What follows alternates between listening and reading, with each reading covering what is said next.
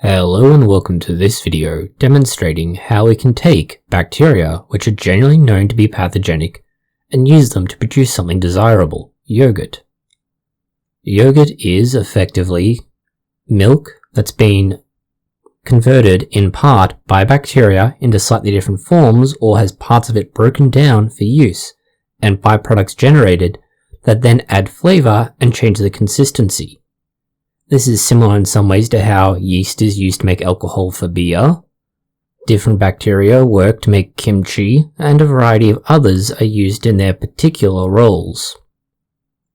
Making yogurt is fortunately relatively straightforward, and it's something that has been done for many years, possibly getting into millennia. Fundamentally, all you're going to need is a approximately 1 litre jar, a large container that's going to be insulated, some way to heat up the water or milk depending on how you're going to do this, various containers for mixing your ingredients, and about a day for it to do its job. The first process is to take a large container and thoroughly sterilize it. This is where you're going to turn your milk into yogurt. Now the way we've done ours is that we've added our yogurt culture to the milk powder we're using for this, approximately 100 grams of milk powder. You could also use 1 litre of milk as is. We've also kept some of our culture to the side to add later on. We start by combining the overall milk powder and milk culture solution and creating this. We find that adding the powders together makes it that much easier to be able to mix everything and get a reasonably consistent consistency. There's no worries about small dregs waiting to be used later on. You can do this by adding your culture to a small amount of milk powder, which you then add to the milk as is. And again, it makes it a little bit easier to combine everything as it becomes a liquid to liquid rather than powder to liquid transition. This is added to the big container you see here. You could in turn choose to heat this on the stove until it gets to about 45 degrees Celsius. Once it's in the container, we add the last of the culture to it. This is all then mixed together. While we've been doing this, we've been boiling water to the side. This is then added to the insulated container around our yogurt culturing container. This is going to keep the yogurt culture warm overnight. Ideally, we want it to sit somewhere between 30 and 40 degrees Celsius. If it's any higher than that, we're going to have problems with the bacteria in here suffering. Any colder than that, and we're going to have the wrong bacteria working, and we're not going to get the desired consistency of yogurt. This is one reason why we use a big insulated container, with lots of room for lots of water to stay warm. To this, we initially add the boiling water, and then some cool water later on to bring it down to the desired temperature. We'll then wrap this in a towel later on to make sure it stays warm. It's noteworthy that although our approach involves adding hot water first and then bringing it down, others insist you should always start low and work your way up. The process we take allows us to be able to use this as a culture for the next batch of yogurt.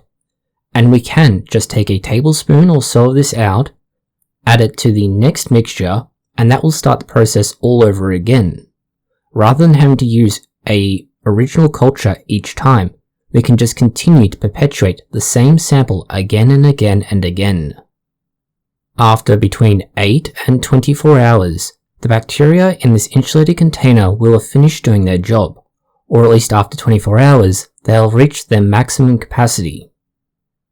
At this stage, you should have something that is relatively solid and almost gel-like on the top, and below that you'll find that there's a more watery mixture.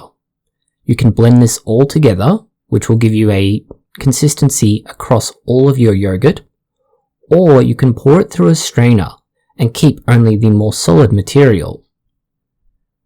If you're going to try and keep all of it as a single batch, you can put it in the fridge and cool it down after you've finished processing it. This will allow it to recombine and become more solid. you'll get a more gel-like consistency. It is worth being aware of the fact that the longer you keep the yogurt in the insulated container, the stronger the flavour will be. This means you'll get a more sour, almost bitter type taste if you leave it for more than 24 hours. That comes from the generation of lactic acid. If you leave it for up to 24 hours, you may find that there's a nice balance between the sweetness of lactose, which is a sugar, and lactic acid, which is bitter. There are of course other bacteria that generate their own byproducts to create yogurt as well, but 24 hours is generally considered the maximum ideal window. As little as 4 hours is preferred by some people. You also need to consider the temperature. We mentioned that between 30 and 40 degrees is the ideal range. You can try and incubate above 40 degrees for less time, or below 30 degrees for more time. This will again shift the flavor profile considerably. Yogurt's interesting because of what the bacteria is doing when it generates that lactic acid. It begins to interfere with the different proteins that are in the milk, and this is why that coagulation or gelatinization occurs. The change from lactose to lactic acid shifts the pH towards the acidic end of the spectrum. When this occurs, the protein within the milk becomes denatured, and when it becomes denatured, it begins to try and resort itself in such a way that it becomes stable once more. That stability is generated by being able to reconnect. That reconnection is seen in the gelling effect. In order for this to occur, once you've taken your yogurt culture out of the insulated container you've used, wait at least an hour or so. This is the time that you need to leave it be when there's still enough energy and heat in it for those proteins to reassemble themselves in the way that's going to be of most benefit to you in getting a slightly thicker, richer yogurt. After an hour, place it in the fridge. That should draw out all of the energy by cooling it and ensure that those proteins stay the way you want them to be. Once you've created yogurt this way, it's only going to stay good for about a week. The reason it will stay good for about a week is that although things like lactobacilli have done their job in turning lactose into lactic acid, there are other bacteria in there. These other bacteria will contribute to the flavour, but they will also begin taking over and multiplying. With this in mind, you're going to get a lot more of these other bacteria, and after a certain point, not all of them are going to be beneficial. Yogurt has various advantages. Some are more substantiated than others. For example, it's a dairy product. It is somewhat high in calcium, fats, and a few other products that are good for you. There are more often touted, but not necessarily as well established benefits. Probiotics are one of these areas. To a certain extent, consuming some bacteria that aren't going to be pathogenic, or at least opportunistic infections, is good for you. Yogurt as a culture is often full of these. Because you consume so much of it, some of these will make their way into your small intestine. Your small intestine often has bacteria that live there naturally and help to convert various foodstuffs that you consume into more usable formats. Bacterias, fungi, there's a variety of things in there that are useful. The advantages to having these bacteria is that they reduce the chances that pathogenic bacteria can establish a colony and begin infecting you. They have to compete with the bacteria that are already in your GI tract and in very high numbers. This means they have very little opportunity to colonize and take over. That reduces the chances of you being sick. Another advantage to these bacteria is that they help to train the immune system. For example, when they start getting too proliferative and there are too many, or perhaps they become slightly pathogenic, the immune system in your GI tract keeps a careful eye on it, and when they begin to misbehave, it steps in and takes care of them. This ensures your immune system always has a certain amount of readiness going on. The important part, at least as far as yogurt's concerned, are the lactobacilli. These are what will turn the sugars, lactose, in milk into lactic acid. This is one of the few bacteria that we know a little bit more about, For example, it's used in sourdough to give it that sour taste. In yogurt, it's what causes the milk to thicken, become solid, and somewhat creamy. In other words, yogurt.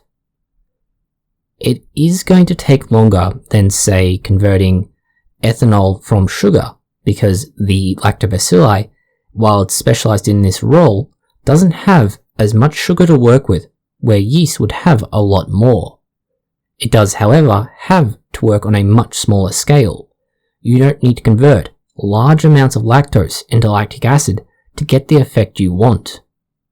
This leads to an important note for all of this. Different kinds of yogurt have the same basic universal process. That is, what we've described so far applies to all yogurt creation. However, if you are making something like a low-fat yogurt, a yogurt using milk that is not from a cow, if you're using nut milk or juice, similar sorts of things, these are going to be different and you'll need to get a culture for these. That's because the bacteria strains or cultures used for yogurt that normally use full cream milk have been developed and selected for over centuries. That means they have specialized in dealing with generally cow milk. Other kinds of milk, or low-fat milk and similar, will need bacteria that can cope with this rather different substrate you selected for. And although these are readily available, it's something to be aware of when you're trying to make your own yogurt, especially if you aren't going to use something like full cream milk. This is an example of how humanity has taken a microorganism, and in fact a number of microorganisms, that could have caused pathogenicity, and instead we've trained it and controlled it to create something desirable, tasty, and useful. Rather than allowing excess milk to go to waste, for instance, you could create a new and different food product. Because it is at least somewhat more inhospitable to bacteria, it would store slightly longer than milk at room temperature. There are other examples where humanity has taken microbes and trained them to be useful to us in our own particular ways, but this is one that you might encounter more frequently and more readily, given that it's a common foodstuff in certain areas. Thank you for watching this video. If you found it interesting, consider liking, sharing, and subscribing. Please post any questions, comments, or suggestions you have below.